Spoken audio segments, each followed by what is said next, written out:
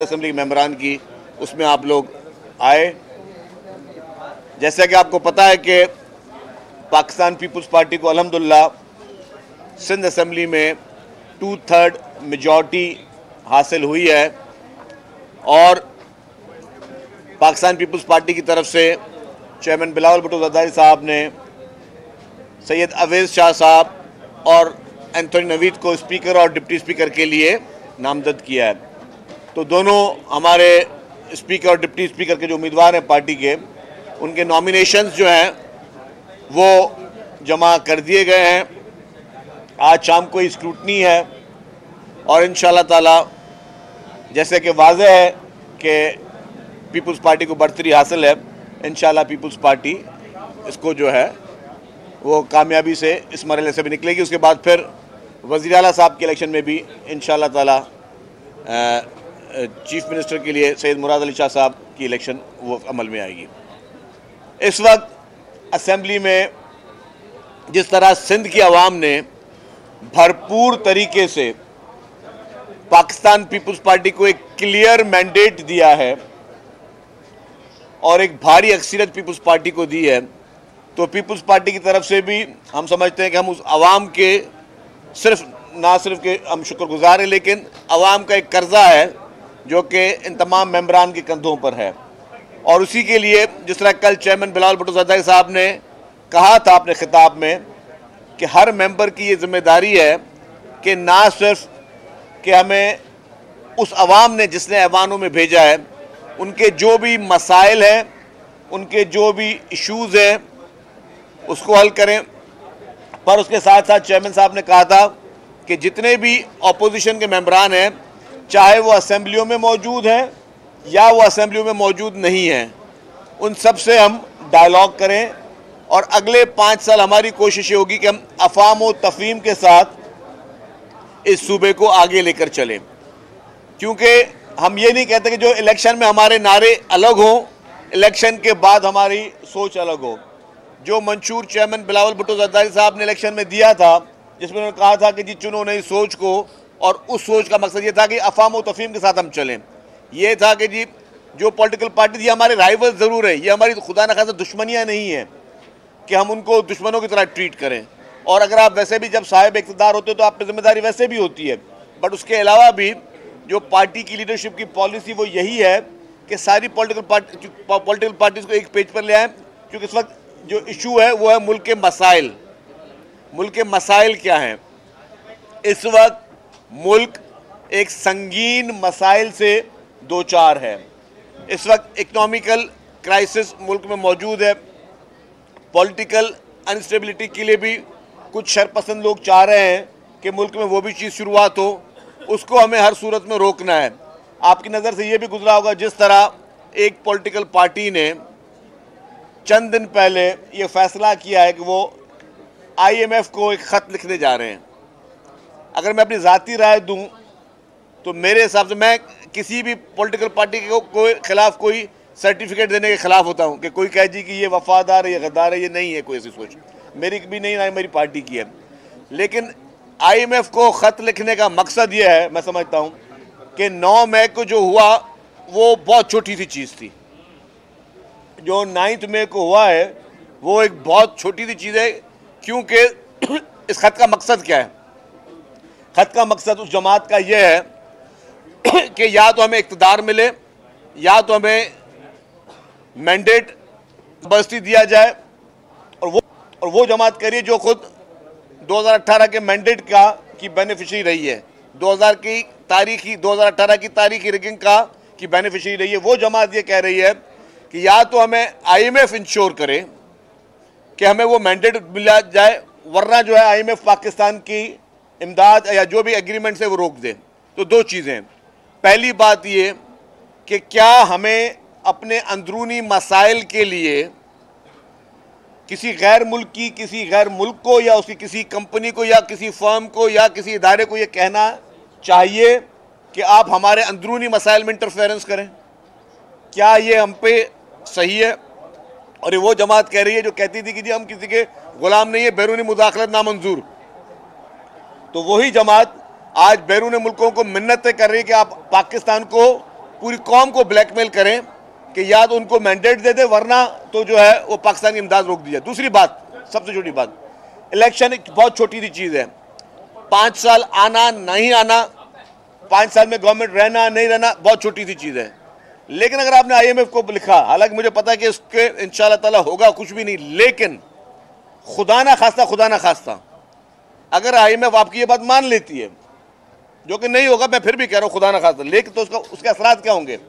उसके असरात ये होंगे, जो लाखों, तो खुदा ना खास्ता इमदाद बंद हो जाएगी, बंद हुई तो जो लाखों अफराद जो नौकरी पेशा हैं, जो सरकार की नौकरियां भी कर रहे हैं, जो बाकी जगहों पर भी काम कर रहे हैं, उनकी तनख्वाहें बंद हो जाएंगी।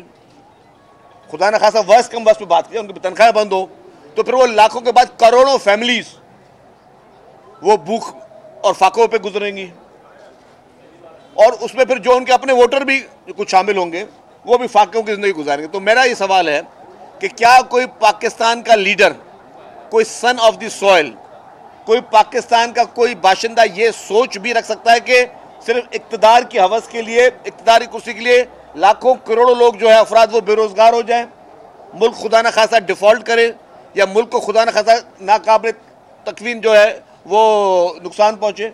ये कोई भी पॉलिटिकल सोच नहीं हो सकती, ये कोई भी मुहिब वतन बंदा नहीं कर सकता। और मैंने कहा कि मैं खिलाफ हूँ किसी को ये सर्टिफिकेट देने के लिए कि कोई मुहिब वतन है या नहीं है, लेकिन ये मुहिब वतनी नहीं है।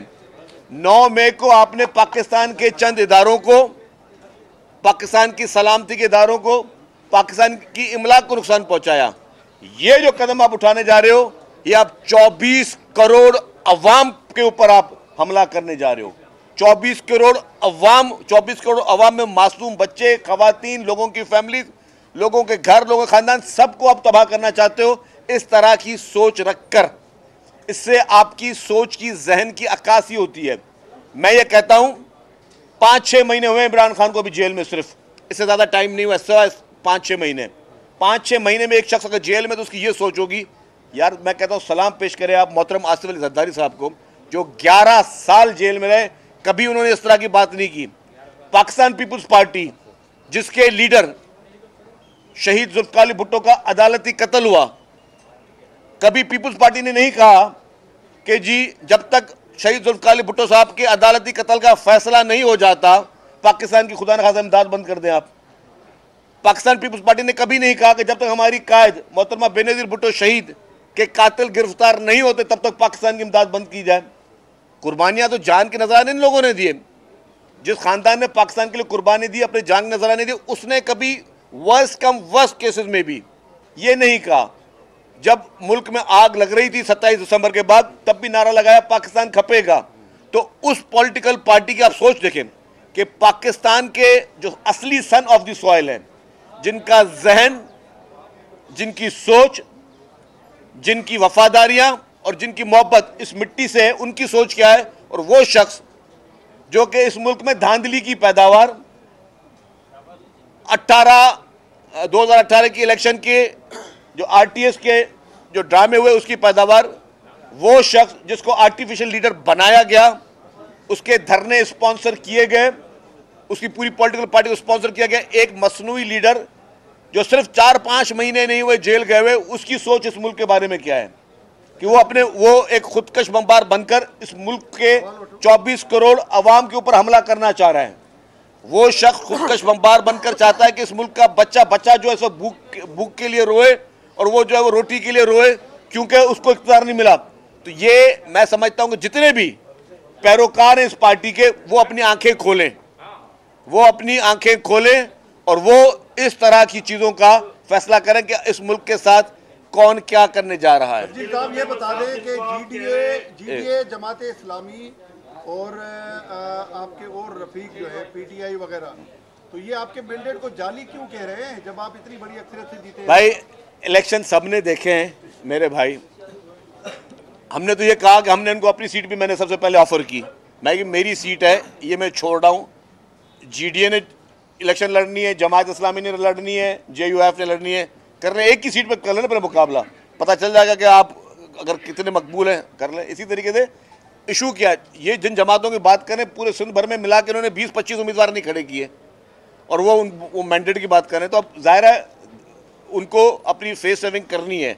फेस सेविंग करने के लिए कुछ ना कुछ तो बहाने करने होंगे। सिंध के लोगों ने, बाशऊर लोग हैं जिन्होंने देखा कि कौन मुसीबत में खड़ा था, जिन्होंने देखा कि जब कोविड-19 आया तो कौन खड़ा था, जब सैलाब आया तो कौन खड़ा था, कौन सी जमातों के चीफ मिनिस्टर से लेकर मिनिस्टर, एमपीएस, एमएनएस जो है वो पानी के बीच में खड़े होकर लोगों को निकाल रहे थे सैलाब जदगान को, और कौन सी जमात के लोग जो है अपनी ओताकों पे बैठे हुए थे और सिर्फ देख रहे थे कि क्या तमाशा हो रहा है मुल्क के साथ। तो ये बहुत बड़ा फर्क है, इसीलिए लोगों ने ऐसी जमातों को धुतकारा, हमारी जमात को, पीपुल्स पार्टी को मैंडेट दिया। जिसको आप मसनूई लीडर कह रहे हैं, उसको इलेक्शन कमीशन ने उससे निशान ले लिया था।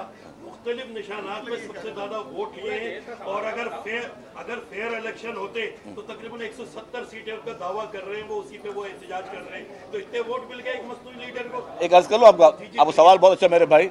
अच्छा, अब यही बात, आप ये सवाल को थोड़ा रिफ्रेश कर लें। 2018 से मुझे बताएं, 2018 में आप कराची में ही थे? नहीं भाईजान, मैं आपसे पूछ रहा हूँ मेरे प्यारे साफी भाई, 2018 में आपने देखा 2018 में इसको मैंडेट क्या सही मिला था, नहीं मिला था? आपसे सिर्फ एक सवाल है, क्या मिक्स था? क्या मिक्स था? तो भाई जो धांधली की पैदावार, जो सिलेक्टेड बना 2018 में, यहाँ क्या आप तो इसी शहर के, इस शहर में किस तरह आरटीएस बट्टे, जिन लोगों को पता नहीं था इलेक्शन होती क्या, सुबह को वो आके यहाँ पे हल्फ लेने आ गए थे। तो जो मिक्स है ना, तो वो मिक्स ही रहेगा। ये बताइएगा, एमकेएम से राब्ता हुआ है, एमकेएम से राब्ता हुआ है, तो बात कहाँ तक पहुँची? देखिए जी, हमने कहा कि हमने सबको साथ लेकर चलना है, इसीलिए ही हमारे यहाँ पे असेंबली के कुछ मेंबरान, मुझ समेत, हम लोग गए एमक्यूएम के पास।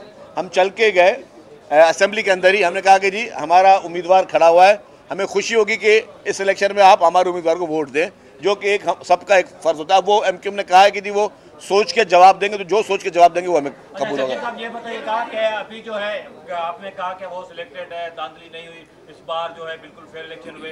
कराची में जो इलेक्शन हुई है उसको आप कैसे देखते हैं? कराची में जो एमक्यूएम को सीटें मिली है, खुद पीपुल्स पार्टी को सीटें मिली है, आप समझते हैं कराची में बिल्कुल फेयर इलेक्शन हुआ है? मेरी बात सुने, पाकिस्तान में कहीं पे भी किसी को खदशात हो सकते हैं। उस खदशात के लिए अगर मुझे किसी सीट पे एतराज़ है, उसके लिए फोरम्स मौजूद हैं, उसके लिए इलेक्शन ट्रिब्यूनल्स भी मौजूद हैं, अदालतें भी मौजूद हैं। तो जिसको एतराज़ है वो अदालत में रुजू करे, उसके लिए वो अदालत में रुजू करे, IMF से रुजू ना करे।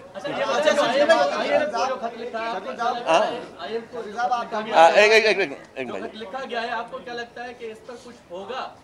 देखिए, फिर आपने वही बात की। अब कल को कि एक हल्के वाला बोल दे जी मैं वर्ल्ड बैंक को खत लिख रहा हूँ, एक बोले मैं किसी और बैंक को खत लिख रहा हूँ। भाई इस तरह नहीं होता, उसके लिए मुल्क में इदारे मौजूद हैं। खान साहब जब 2018 का डाके वाला मैंडेट लेकर आए थे, तब जो है क्यों नहीं हुआ? और आज आपके GDO की वाली बात भी आपने की, आम इंतखाबात में सिंध में एक इत्तेहाद बना था जिसमें मुत्तहिदा कौमी मूवमेंट, मुस्लिम लीग नवाज, जमायत उलमा इस्लाम और GDA सब शामिल थे। तो आज जो GDA एहतजाज कर रही है, वो तो सारा ये एक वो पूरा अलायंस है ना। आज इस साल PMLN क्यों नहीं है साथ? आज इस साल MQM क्यों नहीं है साथ? तो जो ये अलायंस था, जिन्होंने फैसला ये किया था कि पीपुल्स पार्टी के खिलाफ मिलकर इलेक्शन लड़नी है, तो ये आज ये आधे क्यों हो गए भाई? ये तो यही चीज़ अक्कासी कर दी।